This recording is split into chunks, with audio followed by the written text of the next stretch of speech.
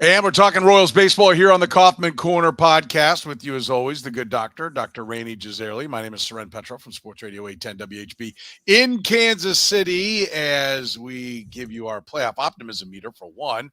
Are things looking up? The Witt Minute, maybe we'll call it from now on, because it seems like every week we've just got more things, more praise to heap upon the MVP candidate, Bobby Witt. Can the Royals survive with just two reliable relievers? Does Matt Quatraro need to adjust how he uses the bullpen coming down the stretch? Giant series, Royals and Twins. It starts tomorrow. We talk about it right now. The Kaufman Corner Podcast. This is the Kaufman Corner Podcast, the most in-depth analysis of the Kansas City Royals, breaking down the Royals like no one else can. Kaufman Corner is hosted by Rany Jazayerli and Soren Petro. Rany is a co-founder of Baseball Prospectus, author of Rany on the Royals, and former columnist for Grantland, The Ringer, and The Athletic. Soren is the award-winning afternoon drive host of the program on Sports Radio 810 WHB in Kansas City.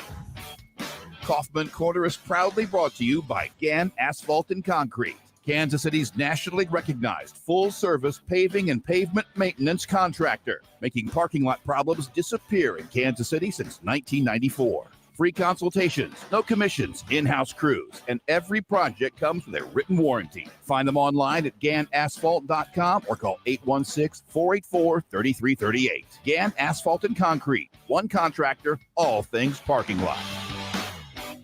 Now, here are your hosts, Rany Jazayerli and Soren Petro. Thank you very much, Curtis. Off and running here on the August 11th edition as we're recording tonight, live streaming. If you catch us via the podcast, remember, you can be a part of the conversation if you join us when we are doing the stream. It's 10 o'clock on Sunday nights, usually always 10 o'clock on a Sunday night. And Rany, we have the Kansas City Royals, who were the benefactor of the fact that the Twins and Guardians were playing and the Red Sox and Astros were playing. So one way or another, they were getting helped, at least in those two series, and getting a chance to, gain ground with every victory. Had an off day today after the weird little 2-game series with the St. Louis Cardinals. Where's your optimism right now, my friend? So my optimism meter is, I think the only way to describe it is stable. It was 6.25 last week. I think I'm going to stay there. It was a disappointing week on the field. Obviously, they went 2-3, and they lost 2 out of 3 to the Red Sox, which not only allowed the Red Sox to gain a game in the in the standings on them, but also guaranteed the Red Sox would win the tiebreaker, which we talked about last week. So it's a 1.5 game swing there. And yet, with all of that, it feels more like a missed opportunity than a bad week. Because, like you said, the Guardians and Twins have been beating each other up. The Red Sox, I believe, just got swept by the Astros. And we've reached the portion of the season now where, the clock is ticking down to the point where you don't have to be good. You just have to be better than your competition. And in the case of the Royals, if you're 2 or 3 games up on on the competition for the final playoff spot, you can just keep pace. You don't even have to be better. You just have to stay put. So I find it very interesting that last week, I believe the Royals, their playoff odds, according to Fangraphs, were around 62.5%. And as of this moment, despite going 2-3, the playoff odds on Fangraphs are 61.1%. And that does not include today's Red Sox loss to the Astros, which, while the Astros are making progress, moving up the standings, I still think that benefits the Royals in the long run. So a 2-3 week, and they hold serve in their playoff odds. And what that tells me is the shit's getting real, Soren. Because we're 7 weeks left in the season, and the clock is a factor. And right now, at least, the clock favors the Royals. It's they obviously cannot be complacent. And one really bad week, and they could be the ones on the bad side of the clock. But right now, they have to avoid disastrous weeks and keep pace with the 3 teams, the Red Sox, the Astros, and the Mariners, who are behind them. And anything beyond that is gravy. I mean, they're half a game behind the Twins right now. They're 4 games on the Guardians. They're 5 games, I believe. I think the Yankees won today. So they're 4.5 games behind the best record in the league. So this could go either way. right? This could go in any direction. So we say, 61% sounds about right, but a whole range of options are still available to this team. They could be the 2003 Royals. They could be the 2015 Royals and get the number 1 seat. I mean, anything's possible.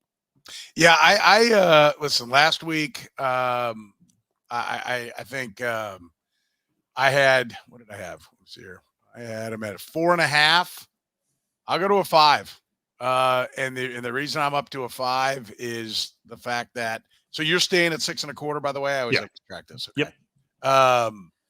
So 6.25 put me down for a 5. I'll go to a 5 because of what you said. Like, the games are ticking out and nobody's like just killing it, right? Like, somebody's got to start reeling them in. Mm-hmm. And that didn't happen this week. Even with the Royals not having that great a week, it didn't happen. And it's because of some of the things we've talked about. We've discussed the schedule that some folks have and where it's hard. Now, the Royals are, as we've also discussed, headed into a big schedule here in a couple of weeks where they're going to start playing some really rough games. And really, it kind of starts right now with this Twins series, right? Like that's where it gets pretty real, to quote you. And the games are monstrous. Now they get a little break with the Reds and Angels before they got to dig in on the 23rd with the Phillies. And that's that run of Philadelphia, Cleveland, Houston, Cleveland, Minnesota, Yankees, Pittsburgh even at times is right around or a little above 500 before getting a break against the Tigers and Giants, Nationals late in the year. But so, yeah, they made up some ground. I'll take them to about 50-50 because of where they're at right now. And I hated the loss on Friday because it's another bullpen meltdown, which we'll get to here in a minute. But they bounce right back. And we're seeing that the middle of that order is looking pretty good. Salvador Perez continues to hit the ball over the wall. Vinny Pasquantino coming on, I think, has been giant for this ball club. So, yeah, I'm feeling pretty good about this team right now. And this is I don't think I've been at a 5 all year, have I? I think you might have been like 1 week, but I don't think you've been above a 5. That's for sure.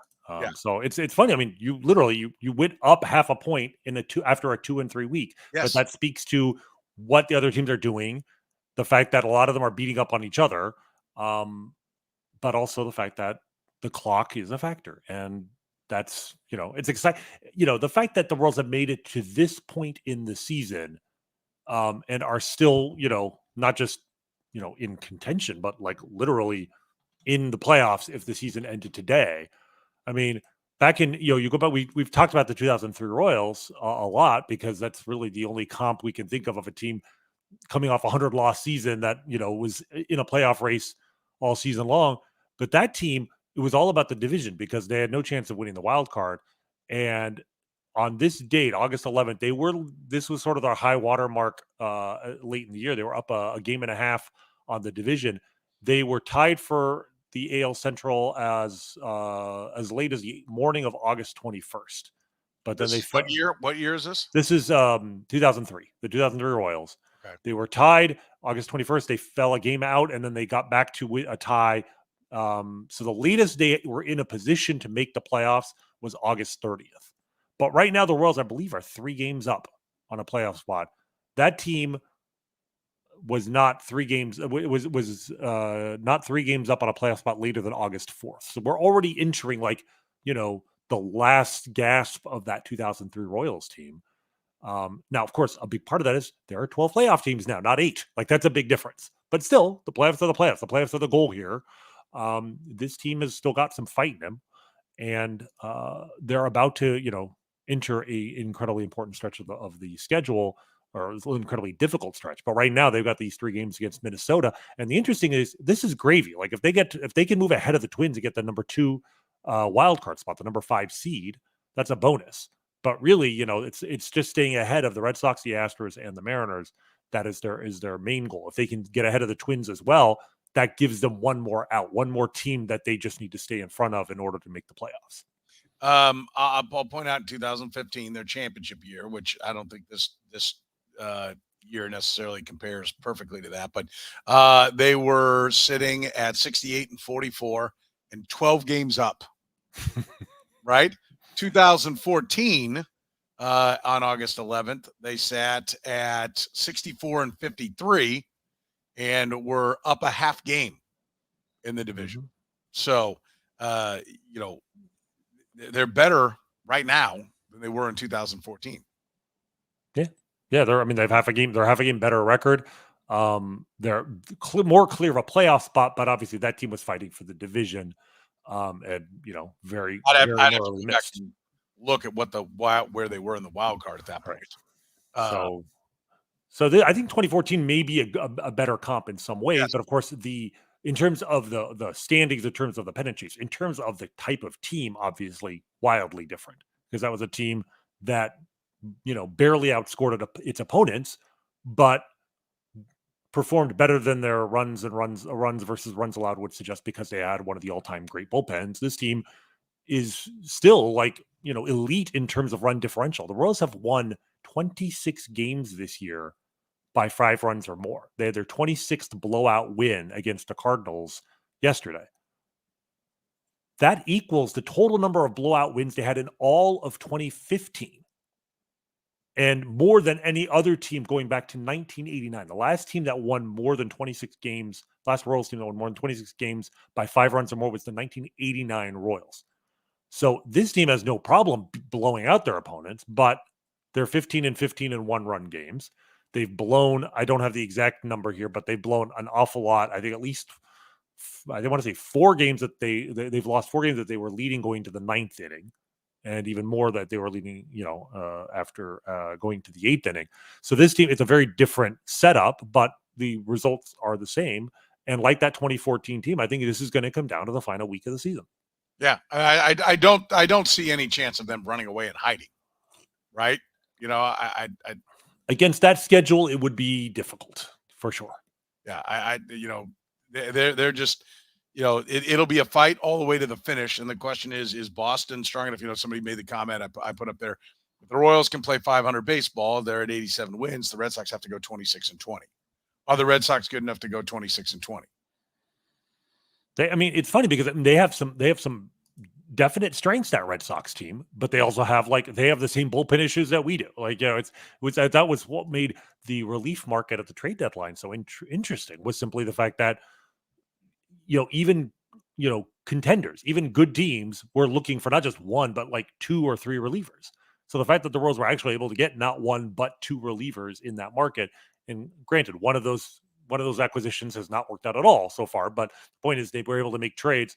It's impressive, but the Red Sox have a weak bullpen, but they are 3rd in the league in runs scored. They lead the league in batting average. They're 2nd in on base and slugging. So they're certainly a team that I worry about. Yeah. For sure. And so if anything, the Twins, here's the thing though, is that the Twins open up a new opportunity. I think the Twins are a good team and frankly might be better than the Guardians. And I wasn't sure who to root for in the series. It ended up being a split, but might have been better for us if they had won 3 out of 4 against the Guardians and brought them back down to earth, because at the same time that the Twins have been, on paper are maybe the best team in the division, they just suffered a number of injuries this week. And they've been dealing with them all year. They've been dealing with, they're not the team they were supposed, I've said this a number of times, but they're not the team we thought they were going to be in spring training, because guys that were supposed to perform for them are not. And now they take on even more water. And I'm with you. I don't know how they're doing it, to be honest. Well, they've done. To their credit, their credit as an organization, they find guys who come up and perform shockingly well. And they've done it again this year. Jose Miranda, nobody expected much from him this year, and he tied the major league record with hits in 12 straight at bats and hitting .313. And Byron Buxton has been back in center field and is playing extremely well.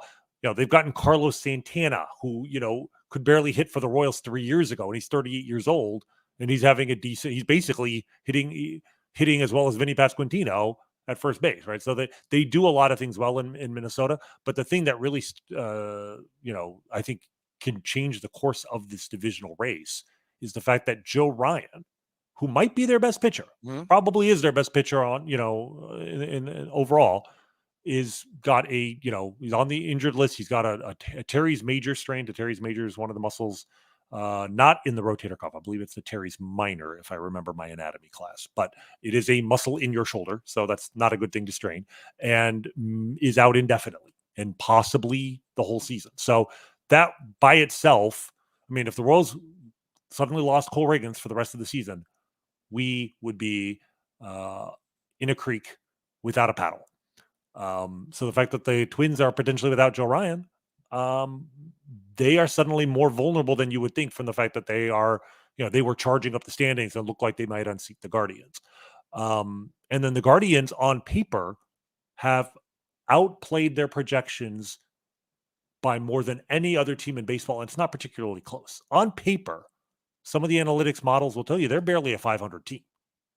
In fact, according to Fangraphs, their projected winning percentage for the rest of the season, which factors in their strength of schedule, which is a little above 500, is 497.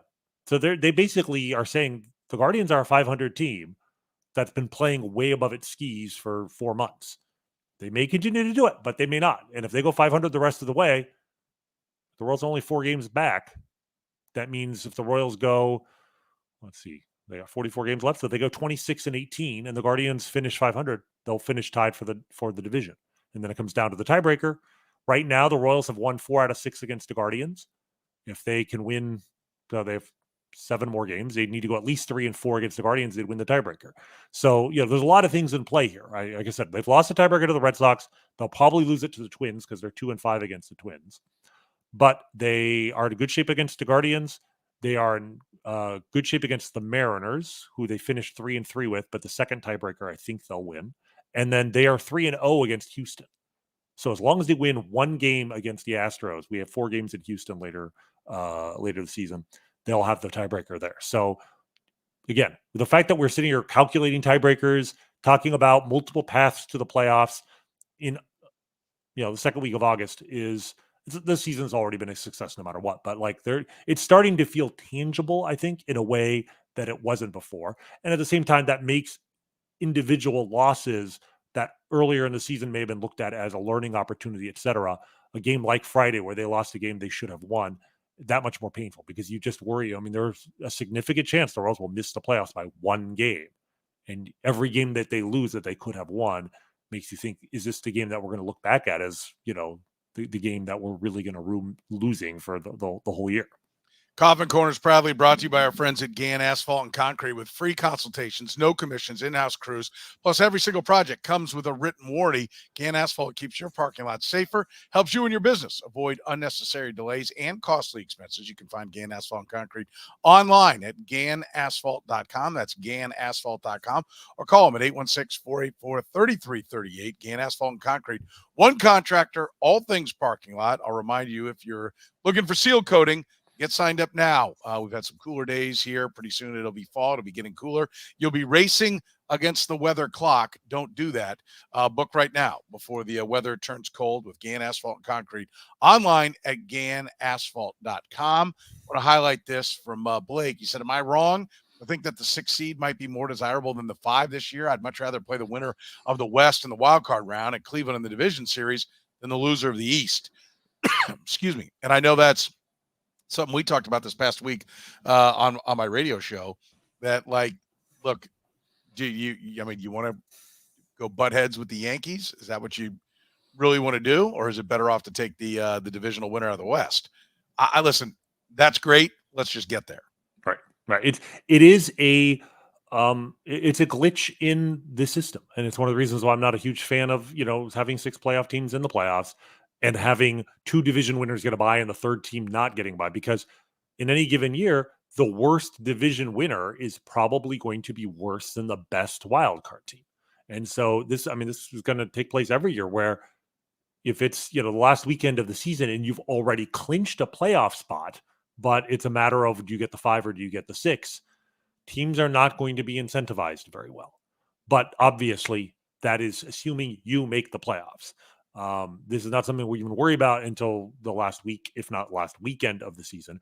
Because keep in mind, yes, maybe I'd rather be the 6 and the 5, but you'd rather be the 4 than the 5, and you'd rather be the 4 than the 6, because the 4 and 3 seeds, remember, that first round and that wild card round, best of 3, all 3 games are played in the home park of the better seed. That is I like that part of it. I feel like there needs to be incentive to not just make the playoffs, but where you enter the playoffs. So that is not an insubstantial thing. And that's the thing I think that scares a lot of Royals fans is this idea if we're the 5 seed and the Yankees are the 4 seed. It's not just, well, we're playing the Yankees. We're gonna have to play the Yankees eventually. Hey, I've been waiting 40 years to see a Royals Yankees playoff series. So a guaranteed Royals Yankees playoff series, as opposed to needing both teams to win to meet later. I'm all for that. And a best of 3, if you think they're actually the better team on paper, you've got a better chance of pulling off an upset when you need to win 2 out of 3 than 3 out of 5 or 4 out of 7. But the problem is all 3 games are going to be at Yankee Stadium, and the nature of the 2 ballparks, Kauffman versus Yankee, are so different that, and the teams to some degree are built for their ballparks, as manifested most obviously by their best player. Bobby Witt is built for Kauffman Stadium. Aaron Judge is built for Yankee Stadium. I mean, to the point where I've seen some people on Twitter. It bothers me to even give them, even giving them the breath, claiming that there's something suspicious about Bobby Witt's home road splits, which is just absurd to me. As it what the Royals are using a trash can somewhere, which apparently they're only using for Bobby because, like, Salvador Perez, who would be the kind of player actually would fit better in a place like Yankee Stadium, is hitting better on the road. It has nothing to do with nefarious means and everything to do with the style of player. There's obviously a lot of just randomness in a one season splits anyway, but the dimensions of Kauffman Stadium. You saw, I mean, he hit the triple the other day. It would have been a home run in another park, but like, he hits a ball in a gap in Kauffman, he's going to run. And the batter's eye, Kauffman is actually a sneakily good hitter's park. Well, that's what I was going to say. It's a 105 park effect, which means it's 5% above the league average. Right. Despite being not good for home runs, because it's so good for everything else. Yes. Right. Hits, doubles, triples, everything.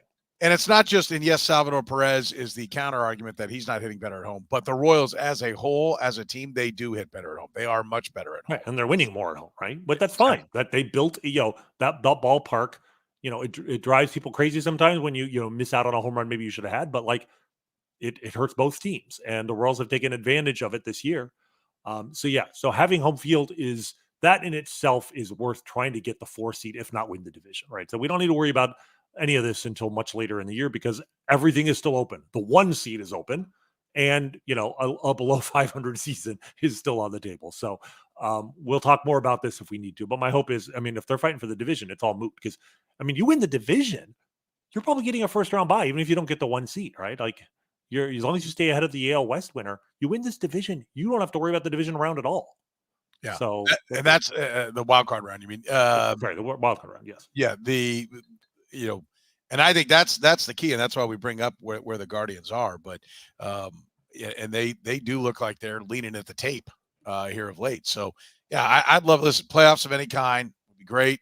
But getting some games at Kauffman Stadium, I mean, the way that thing's going, it's just night and day. I mean, it's an electric place. I remember going to the playoff games, back in 2015, and it was insane. You would even get on a plane and fly down. I have no doubt, right? Absolutely. Will you fly to New York for a game at I mean, I flew to New York for the Mets, the clincher against the Mets. The problem is the wild card round. If it's the wild card round, it's probably midweek.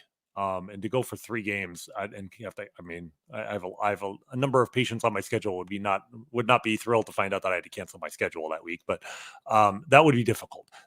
But also the opportunity to trash talk with my longtime friend Joe Sheehan in person is awfully tempting. So we'll see. I'm hopeful that if we do meet them, it will be in a later round where there'll be some weekend games. Yes, I mean, if it was a weekend game in New York, I would probably try and make it if the next round is on the line there. I was doing some maintenance on some of the podcasts, and I was going through, and I came across our Joe Sheehan conversation, and he was not optimistic about this club this year, and so we would have to have him back on I think he would be happy to. I think, I mean, look, I'm not to defend it, but like, it's not like you and I were predicting playoffs either. We had them at 70. Sure we were. Show, find the tape. Find the tape. Destroy all tapes. Yes. Yeah. We had them at 77 wins. Yeah, so. I think I had them at 75. I think he had them at 73. I mean, it was, it wasn't. None of us thought they would be, 110 game losers, but this is a surprise to everybody. That's the joy of the season. I will say he's still. Still skeptical of the team in the sense that he recently did his projections for the final third of the season. He did not have the Royals in the playoffs.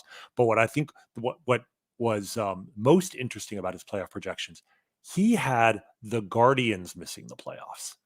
And that was about a week or a little more than a week ago. That was, he planted his flag on that. And like you said, they're kind of like leaning for the tape. They are definitely running out of gas. They were able to win these last two games against the Twins. I mean, after they lost that doubleheader on Friday, it looked very much like their hold of the division might not last more than another week or so. So, 4 games with 7 weeks to go is a very makeable gap. And the Royals still have 7 games with the Guardians.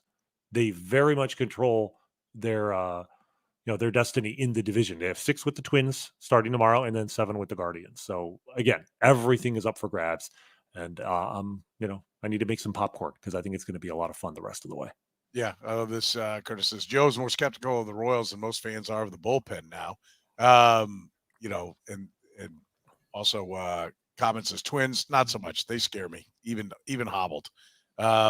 Everybody scares me, but because I'm a chronic, I'm always afraid. I'm always a worrier. And I want to put this on. Skinny Jayhawk said 112 park factor on Baseball Reference this year, so it's even bigger. I was taking that out of the story that was written. It had it at a 105 about 4 or 5 days ago, so I guess it's 112 now on it. So yeah, listen, if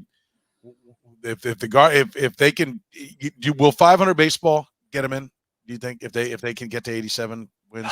My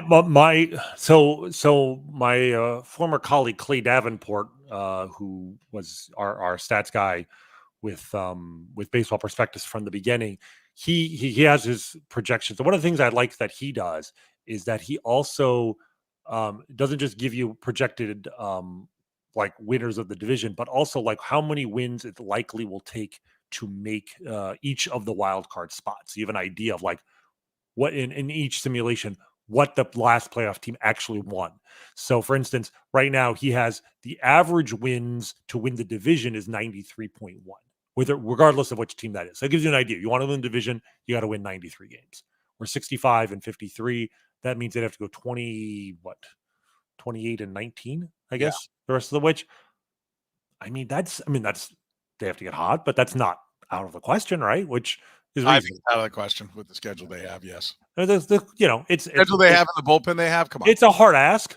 Fangraphs has their chance of winning the division at 14%, which is higher than it's been in a long time. I mean, look, 14% is a long shot, but it's not 7%. It's 14, 1 out of 7. But the average number of wins to win the third wild card spot is actually higher than I would have expected. It's 90.0. 90.0 suggests they have to go 25 and so I'm adding too many. Actually, they'd have to go 28 and 16 or 28 and 17 to win the division. That's even harder. But 25 and 25 and 19 to make the playoffs. That, 500, I don't think we'll get there. I think 90, I'm not sure. I feel like that's a little bit of an overbid. But I've been thinking in my head, they need to get to 89. To be comfortably in, I think they need to get to at least 89. I don't think 500 will get there. It's frustrating because the National League's totally different. The third wild card there averages 85.8.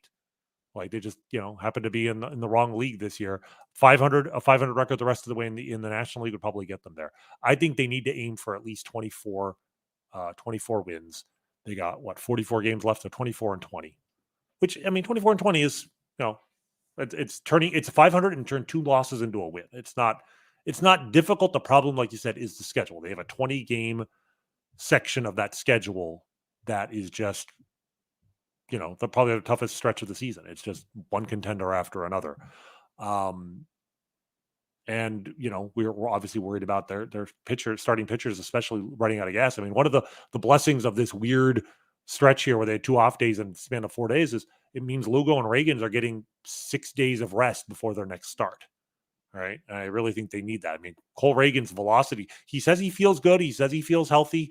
The results are still good. They're maybe not quite as good as they were at the beginning of the year, but his velocity chart shows that, a small but persistent degradation in his velocity over the course of the season.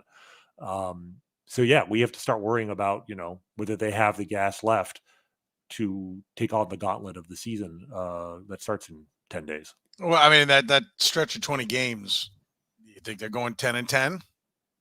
I think I'd take 10-10. I would take it right now. If I could book it right now, I'd absolutely take it right now. 'Cause I don't think it. The Royals right now are 29-34 against teams above 500. So, our expectation is probably more like 8. Is it 20 games? Are you sure it's exactly 20? I believe it was 20 games is what I counted. Yes. Right, So I mean, that's like 9-11, which 9-11, I mean, I would hope for more, but 9-11, you can survive that. But ultimately, I mean, it's still, they got 9. They have 3 series between now and when that starts against the Phillies. They have the Twins now, obviously, at the Reds, and then home for the Angels. They need to put some distance. They need to pick up at least another game on the final, wild card spot before that gauntlet begins.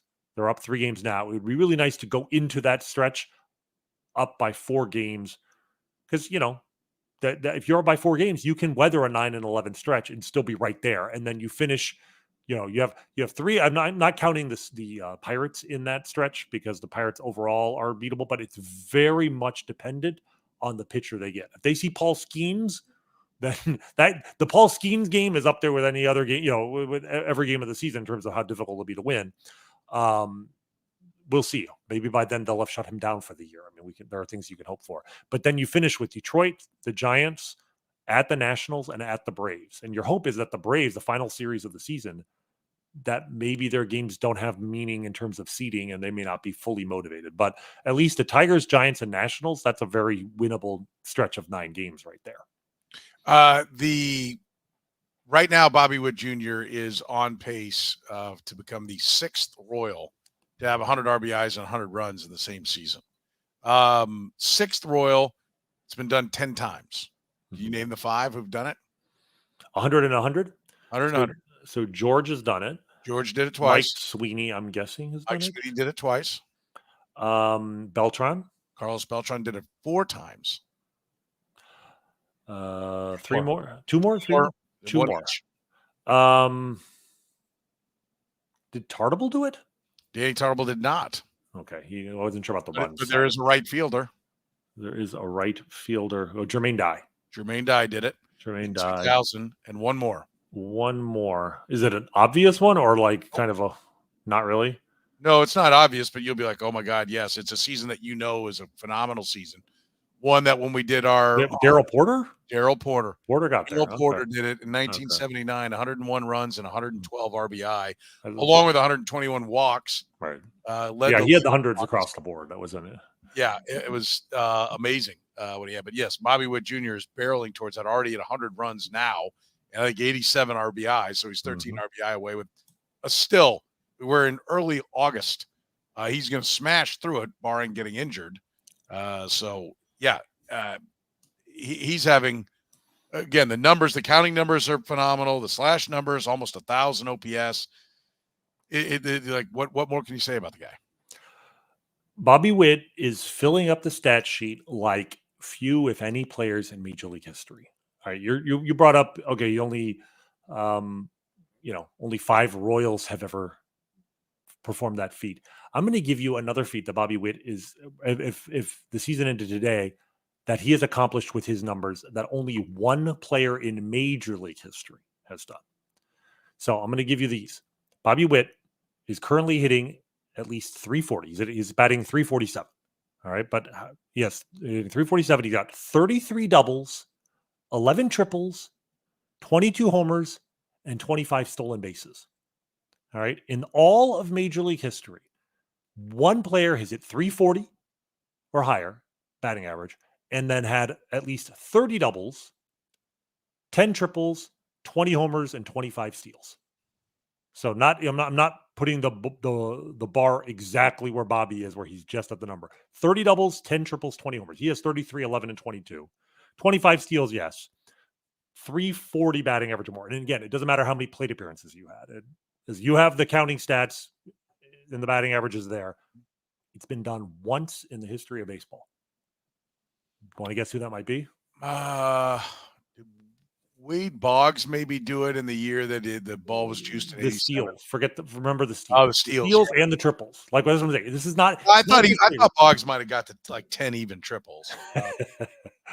But it's the steal. I mean, the idea here is that we're not, they're great players, but this is great in a very holistic, very comprehensive way. Oh boy.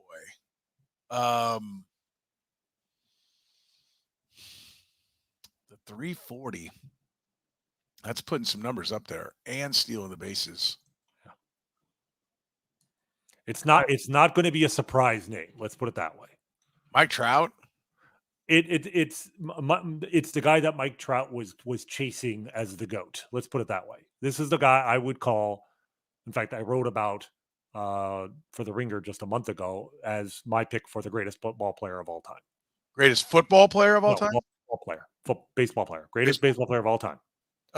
Willie Mays? Willie Mays. Yeah. Willie Mays in 1958.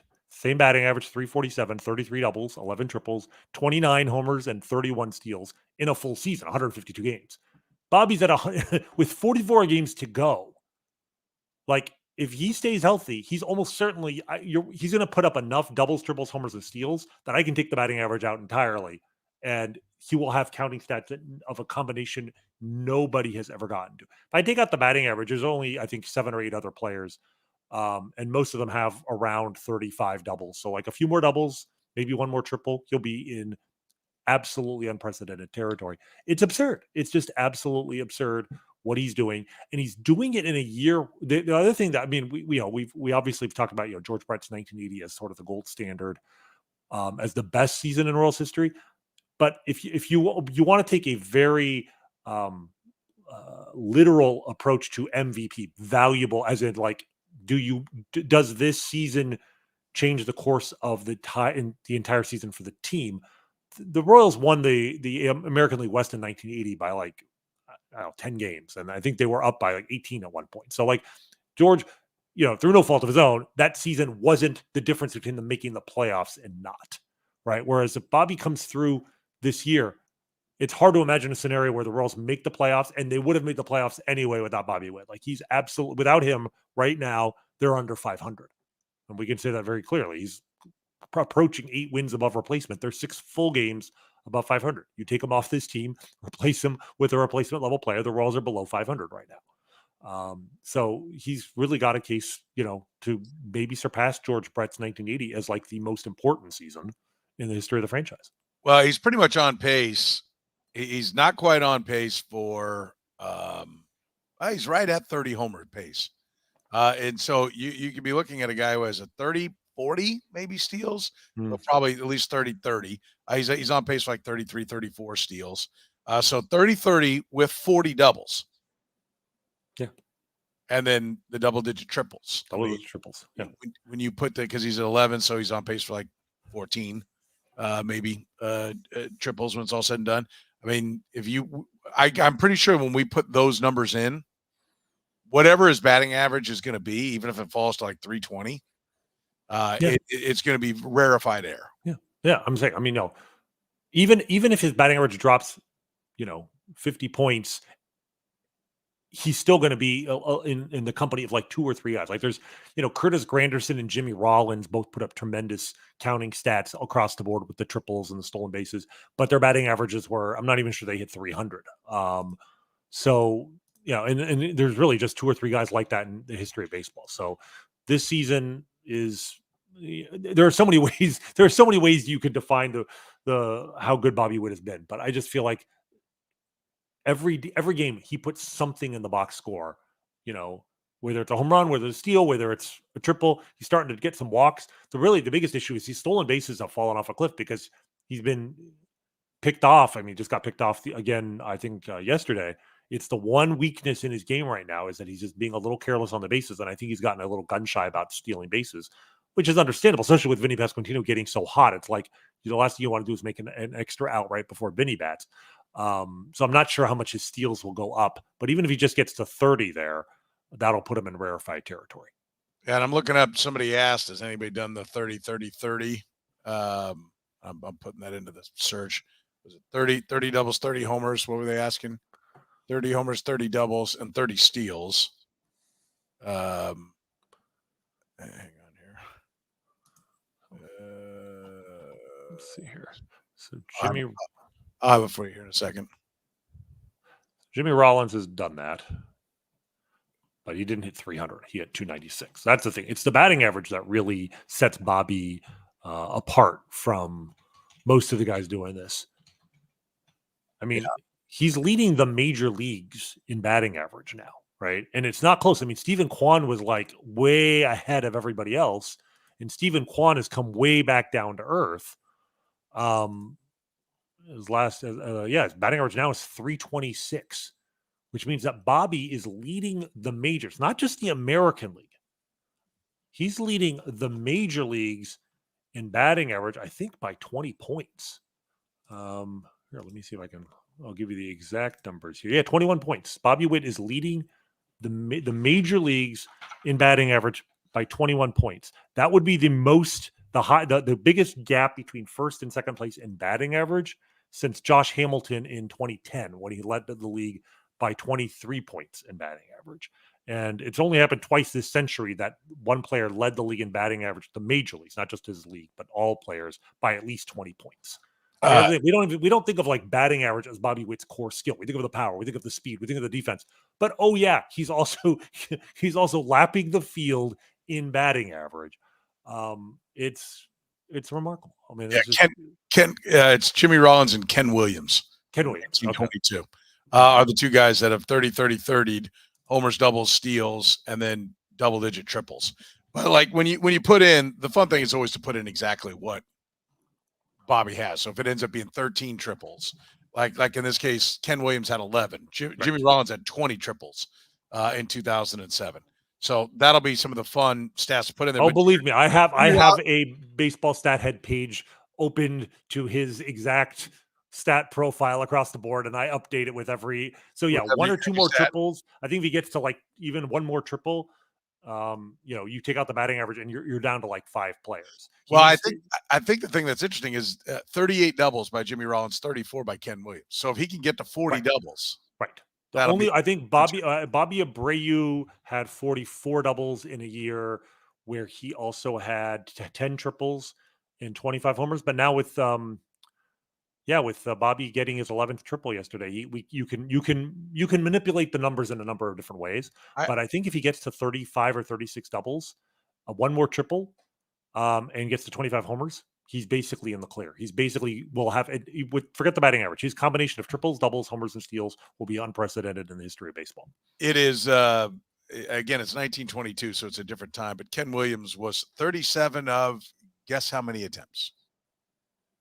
Oh, for steals? Yeah, he had 37 steals. I mean, this is a time where, guess how many caught stealings? I mean, this is a time where, there were a lot of guys who were getting caught 50% of the time. So I'm going to say like 26 caught stealings or something. 37 steals, 20 caught stealings. 20, okay. I mean, that's actually 57. That's not bad for that era. Jimmy Rollins was 41 of 47. Yeah. He was 41 with 6 caught stealings. So that season for Jimmy Rollins is unreal. I mean, he won the MVP. Turning this back around, right? He won the MVP. And here's the thing that I think is going to drive Yankees fans nuts is I do think if he keeps this up and Aaron Judge keeps up what he's doing, and the Royals make the playoffs, I'm not arguing who deserves to win it, but I just think the narrative it will be the tiebreaker, because I mean right now, statistically speaking, it's pretty much a dead heat. I think by Baseball Reference, I think Judge is slightly ahead by wins above replacement. I think at Fangraphs, Witt's ahead. Right? The fact that they don't even agree tells you this is for all intents and purposes, a dead heat. So anybody who has strong opinions about who has been the better player this year is just being partisan, right? The only honest answer about who is the MVP is it's too soon to tell. But if they end up like this, they're going to be essentially tied from just a pure value statistical standpoint, in which case I think it's reasonable to look at other factors like the narrative, like the importance to the team, and the fact that the Royals went from 106 losses to the playoffs, if that's what happens, I think is going to tilt the election towards Bobby Witt. So if it ends the way if the season ended today, I think Bobby Witt would win. I'm not saying he should or should not. I think he would, because the Royals are in the playoffs, something nobody saw coming. Everybody loves an underdog story. Everybody loves an unexpected, Cinderella team. And that's what the Royals are this year. And they're not that without him. So, from my perspective, all I care about, as we've talked about on the show, is I want him to finish in the top 3 so we get another first round pick next year. Like narratives are fun, awards are fun, but I want talent. And at this point, especially since the lottery has screwed them both years. So yeah, exactly. And that pick is, it's it'll be the 31st or 32nd pick. It comes before the competitive balance pick. So it is a nice juicy pick to have. And when we talked about it just 6 weeks ago, it was Gunnar Henderson and Juan Soto were still in the, it was like a 4-man race for the top 3 spots, but that was before Bobby went nuclear in July. And at this point, as long as he doesn't collapse, I think he's in excellent position to finish, top 2 certainly, and probably, if not top 2, then top 3. So that part of it, I feel very strongly about. Aaron Judge's year is kind of insane, though. I mean, it's going to be tough to beat him. Bobby's is, you look at, there's plenty of black ink on Bobby's year as well. It's a great contrast because they are such different players, right? In terms of their value. And yeah, Judge's OPS plus 217. Yeah, it's insane. And look, if he wins, 89. That's why I won't be upset if he wins. Like, he's having an incredible year. And again, I think 7 weeks left to go. Like, stuff can happen. One of them may get, cold. One of them may get super hot again. These things have a way of working themselves out. I've seen people compare this to the first Mike Trout season, when Mike Trout was, as a rookie, was clearly, by statistical measures, the best player in the sport, all around game. But Miguel Cabrera was the veteran RBI guy, who had the better, his hitting numbers were better, and the voters did not take into account the value of position and the value of of defense when making that vote. And Miguel Cabrera won a very close vote. And my argument to that would be, if they end up if it ends up like that, like the Trout Cabrera, I think if the electorate today voted on that election, on that MVP vote from 12 or 13 years ago, they would vote for Trout. Like, the voters today are savvier than they were 13 years ago. So I don't think Witt would lose just because Trout lost. He might lose because Judge is legitimately a better player than Miguel Cabrera. Miguel Cabrera was a first baseman. Judge is a center fielder. And while he's not as valuable defensively as Witt is, as a elite defensive shortstop, it's not nothing either. No. And if he hits 60 home runs and has 150 ribbies while playing mostly center field, yeah, that's going to be tough to overcome. But as we just pointed out, what Bobby Witt is doing is equally unprecedented. Sometimes you just have 2 unbelievable players in the same league at the same time, and there's no answer that's going to satisfy everybody. Gann Asphalt and Concrete has been proudly serving Kansas City since 1994, 30 years solving parking lot issues, whatever they might be. Don't risk accidents and liability in your parking lot.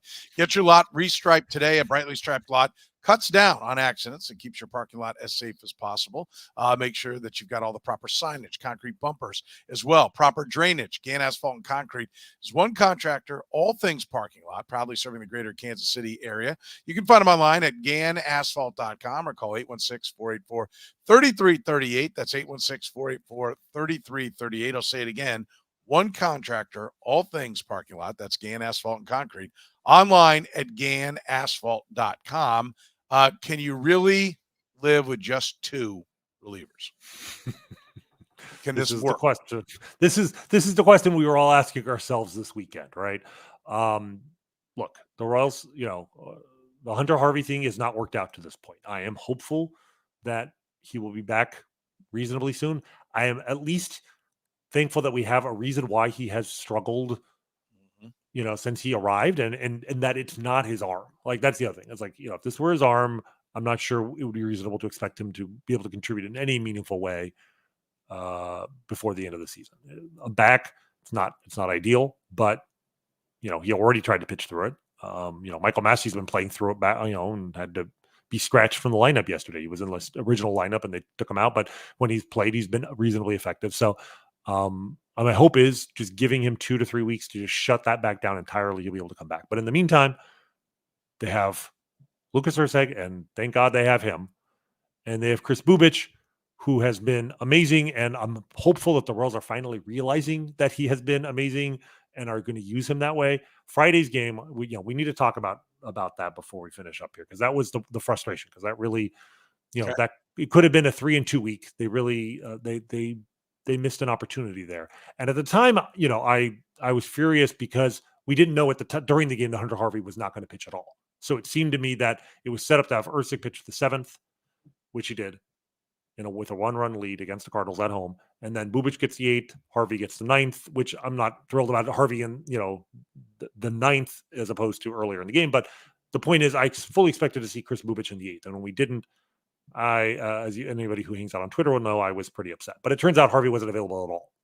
And fortunately, they were, in fact, saving, like Bubic, the plan was to go to him in the 9th inning. So my first concern was that they just didn't seem to understand that Kris Bubic is one of the 2 guys inside the circle of trust right now. That, at least, I feel much better that Quatraro understands. Yes, Kris Bubic, he may be limited in terms of availability because he's coming back from Tommy John, but if he's available, he is available. If he's available, they'll use him. And so I'm glad about that. What frustrated me was this idea that with the day off, the game, the day before, right? And then you had a game the next day, but then another day off. So you have plenty of time to rest your other relievers, to rest anybody you use. There's no more, high leverage situation for a reliever than to pitch with a 1-run lead. Even a tie game, because you pitch a scoreless inning in a tie game, you're not guaranteed to win, right? A 1-run lead is slightly more valuable than a tie game. But the point is, it's an incredibly high leverage situation. Erceg pitched the 7th. You have 6 outs to go. You either have to stick with Erceg for the 8th or go to Bubic for the 8th. Like, in other words, you have those 3 outs in the middle. Those 2 guys, between the 2 of them, should have been allowed to get those outs. They both had the day off the day before. Bubic hadn't pitched in, I think, 3 days, which he hasn't pitched it with less than 2 days rest yet, but he's pitched with 2 days rest. He had 2 days rest. He would have pitched. But if you didn't feel comfortable with Bubic getting 2 innings, Erceg, he showed the next day, he got four. He came in for 4 outs the very next day. He should have gone to start the 8th inning with 2 outs and 2 runners on, still holding a 1-run lead in the 8th inning. A left-handed hitter at the plate. They could have gone to Bubic there. They let Chris Stratton pitch there. And again, my frustration is because the days off on the schedule allowed them to use those guys more, than you would if you were playing a stretch of 7 or 8 or 12 games in, consecutive days. And you don't know. Even yes, there was a game the next day, but you have no idea the next day if you're going to have a 1-run lead to protect. You protect the 1-run lead when you have the chance. You play to win today.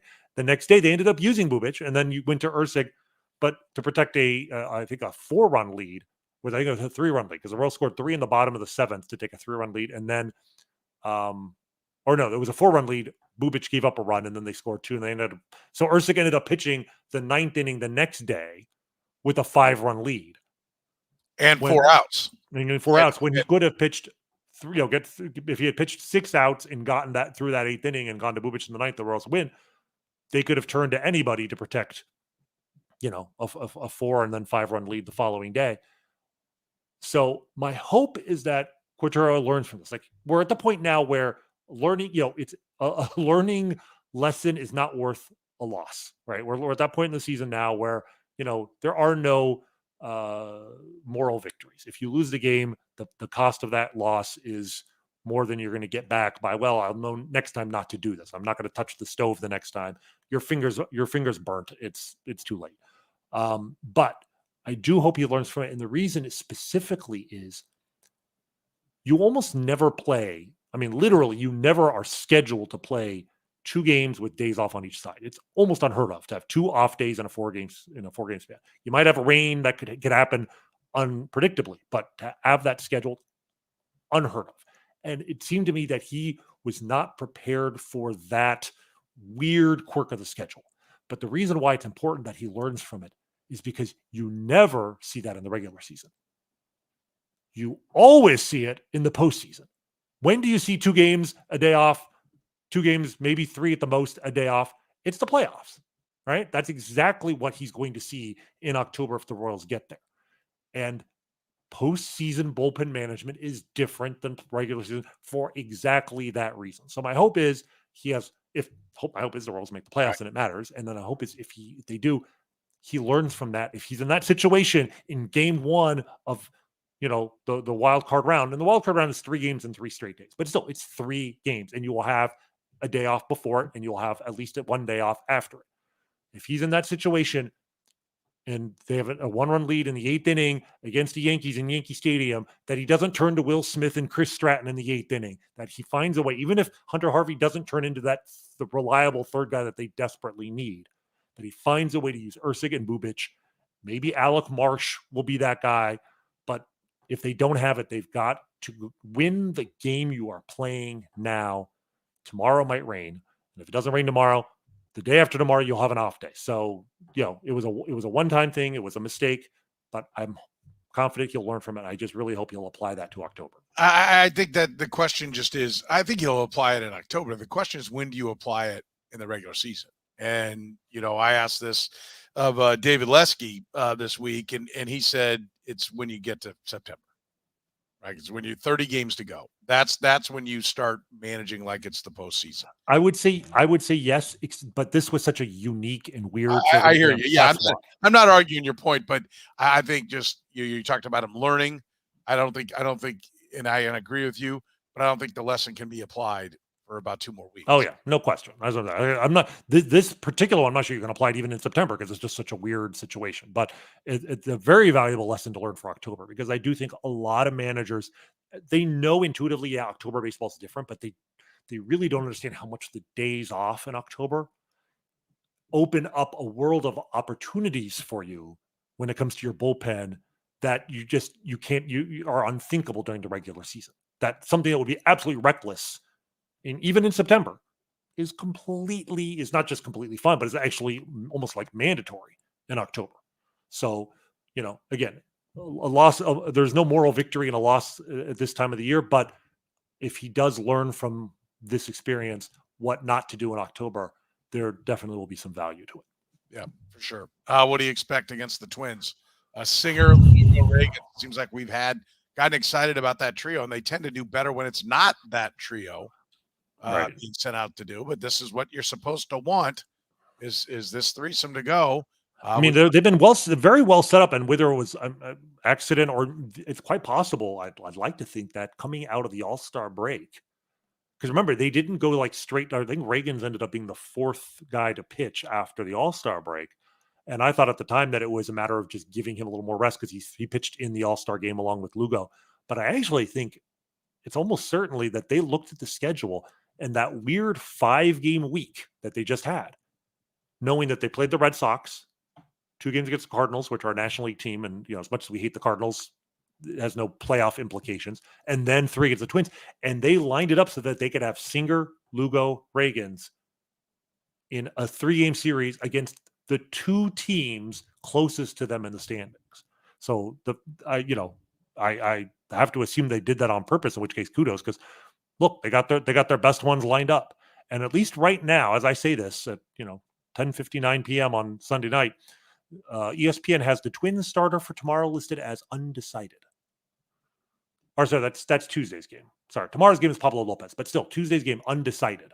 Again, Joe Ryan being out, that's a helpful thing. So it's an opportunity to win 2 out of 3. I think they can. Yes, they don't have a great history against the Twins necessarily, but they haven't been a good team for a long time. So and they have their best pitchers lined up. They have no excuse not to win 2 out of 3. And if they win 2 out of 3, they move ahead of the Twins for the second wild card spot. And then now we're cooking. And then they get the Reds and the Angels So yeah, I'm hoping for a 2-1 series and another 2-1 against the Reds and a good 4-2 week. And they keep the playoff optimism meter humming for next week. Yep. If they get a 4-2 week, then I'll be over 5 for sure. Yeah, this Twin series is big. I mean, there are a lot of big series coming up, but this is a big one. And they had an off day today. Again, they're having 2 off days in a 4-game stretch right before the Twins. While the Twins had a doubleheader on Friday, they played 4 games in 3 days. Their team is much more rested. Their rotation is much more set up. This is a golden opportunity for them. So they need to take advantage of it. For sure. For sure. We're always brought to you by our friends at Gann Asphalt and Concrete, nationally recognized full-service paving and pavement maintenance contractor. Parking lot problems, they've been making them disappear since 1994. Go with the best. Go with Gann Asphalt and Concrete. Kansas City's #1 parking solution is Gann Asphalt and Concrete. Find them online at GannAsphalt.com. We will see where we're at optimism-wise next week.